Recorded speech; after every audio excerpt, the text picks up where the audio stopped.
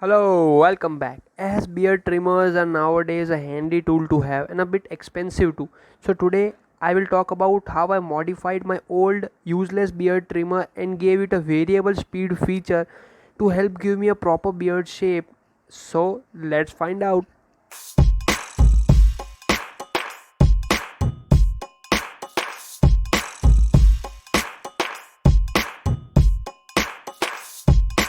So first of all, I opened my beard trimmer, searched for the PCB, and when I found it, I was a bit perplexed because it used only a handful of components.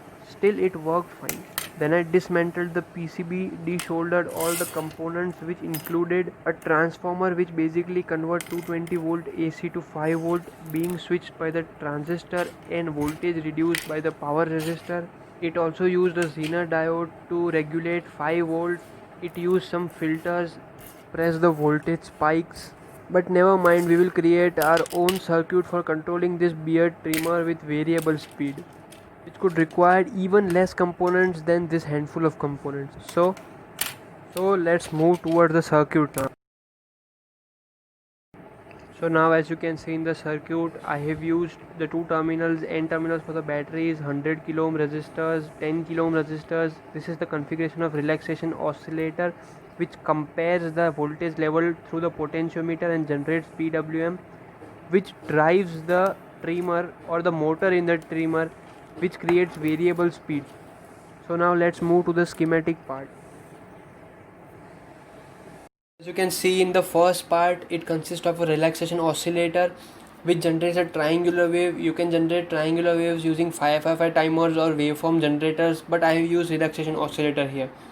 Second stage, as you can see, the triangular wave and the DC offset are compared with each other using a comparator, which then eventually generates a PWM, and then it goes to the MOSFET, which then drives the DC motor.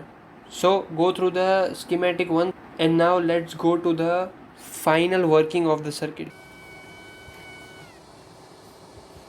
So in the final prototype, you can see the speed is controlled using the potentiometer. I have removed the casing so that you can visualize the motor rotating at different speeds.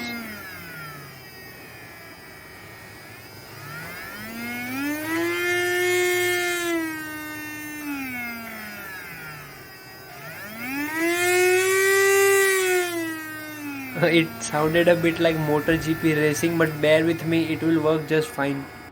So finally I gathered all the required components for the circuit, soldered them on the piece of perf board in order to save us time from making the circuit again and again. So thank you all for watching. Stay tuned for more videos and see you next time.